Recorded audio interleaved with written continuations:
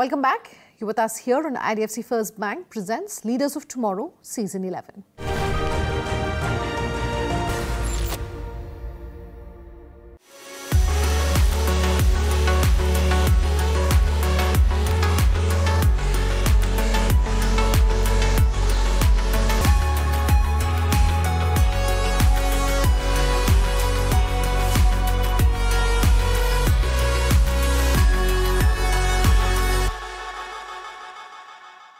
Joining us live on the show now is Monica Malhotra of MBD Group. Monica, thank you for joining us today and really talking to us about, the publishing business and about the MBD Group. And perhaps before we go any further and also talk to you about your own journey and your own, entrepreneurial advice you may have for our small businesses, I want to talk about the MBD Group for our viewers who may not perhaps know what the business does, what the genesis really has been like. What can you tell us? Well, the group is more than 65 or 67 years old group, and the founder was my father, Shri Aasoka Malhotra. I was lucky enough to work with him from a very early stage. I was 15 years old when I started working with him, and the journey of MBD Group, if I talk about, has been it's a very innovative journey. Why I say innovative? Because we were the first ones to bring a paradigm shift in way teaching and learning processes were consumed.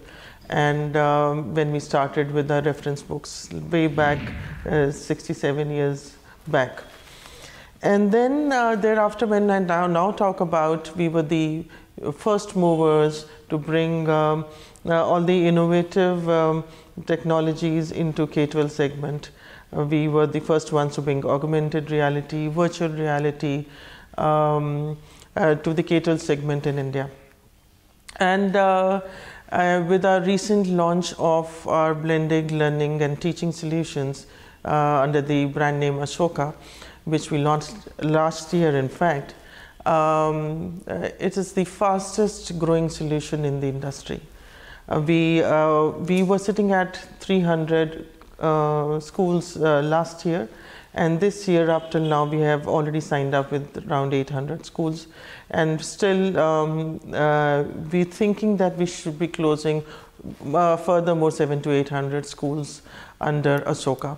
And this app is totally aligned to the national education policy, and we hope by 2030 we should be doing around 30,000 schools, and this will really help the children to better their learning outcomes. And the group is looking up, looking forward, and we always are abreast with new technologies, and we'll bring in more. We're seeing a sea change when it comes to the education and the publishing space and content, really. Content is being transformed and has been transformed completely by digital. So really talk to us about that transformation from, those physical textbooks and the heavy textbooks to what has increasingly become digital and has become ed tech, really. Well, when I talk about the transformation was a very logical transformation, because we were into book publishing and we were publishing books for all classes, all subjects, all major boards, all major languages in India. And of course, when we talking about India, wherever we map, we have offices in Africa, in Middle East. So we try and map our solutions and customize solutions not only to the country and to the board. Also, if I talk about India, that we customize our solutions to every school and every class, depending upon what's the need, what is the purchasing power, what is the level of language they require, what kind of products they require, and what is the need. Not only that, we also customize the needs to the teacher training. So whatever are the new technologies which can be introduced to the K-12 segment, MBD has been in the forefront. And with our new app, which I just spoke about, Aasoka, we looking at to bring in the desired learning outcomes which the NEP has laid down. And for us, the shift was logical. We past many years been into the digital space, and we are equally strong whether it is digital content or physical content. And we were working with private schools and government schools all along. So we have the desired database to do our further research also and bring in newer products. Talk to us a bit about your international presence, Monica. I think 2012, we opened a company in Africa, in South Africa. And very gladly and proudly I want to share that we are the only Indian origin publishers having presence in the national catalogue of South Africa. And we have made furthermore solutions also aligned to different countries, whether we have gone to Sri Lanka, whether we have gone to Middle East or Africa and other countries in Africa, not only South Africa, other places and other regions, in Zimbabwe, and other Kenya, Nigeria, wherever. So we have customized our products to the need of the curriculum and the need of the students, and looking at their purchasing power. And we are not only in the physical book section, we also do digital products for them. So our key strength is customization. So that really helps us to grow in different regions. We've been talking about how digital has really transformed and changed the education space and the publishing space and the content space really. I want to talk about NEP 2020 and how that's really changed and is continuing to change really our approach to education here in India and the impact that you've seen on your industry. We've been using our content and making our content in such a way which is more activity based, more inclusive. And every year, every publisher, I suppose, but we definitely so try that we should curate our content in such a way that the learning and teaching becomes more interesting, more they consume on a different level.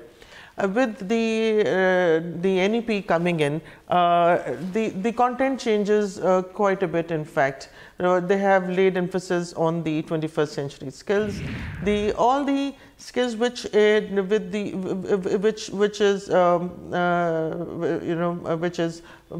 which the NEP is talking about. Our books are mapped according to all the expectations. Even the digital content is mapped to the expectations of the NEP. The learning outcomes are really harped about, and this has been our key focus and will be our key focus also for the more products which we're going to develop. So year on year we keep on working on different products, and I'm happy to share that whatever products NEP is expecting us to do, we have done justice to that. I would like to end today's conversation by talking about and asking you really, Monica, for your advice for our young female leaders about perhaps breaking the glass ceiling in their own industries based on your experience. What do you want to leave us with? Well, if I say women entrepreneurs, if they have that mindset that I have to prove myself better than a man, so I think that they should leave that idea aside. They have to prove each day they are improving themselves from what they were yesterday. You don't have to be above them or below them, you have to improve yourself each day. I think that's the key, because if you focus on pegging yourself to someone, I think that's a very myopic way of looking at your journey. You should look at how you're bettering yourself. You have your own strengths and weaknesses. Everybody has their own. So you work on your own strengths and improve on your weaknesses. Do not lay emphasis on what people think about you. Lay emphasis on what you have to think about yourself. Ultimately, you have to look yourself into the mirror and ask yourself whether you have reached there, whether you matter to yourself or not. If that matters to you, I think nothing else matters to you. So I think just focus on your own journey and nothing else. All right, Monica, good speaking with you here on the Leaders of Tomorrow. That's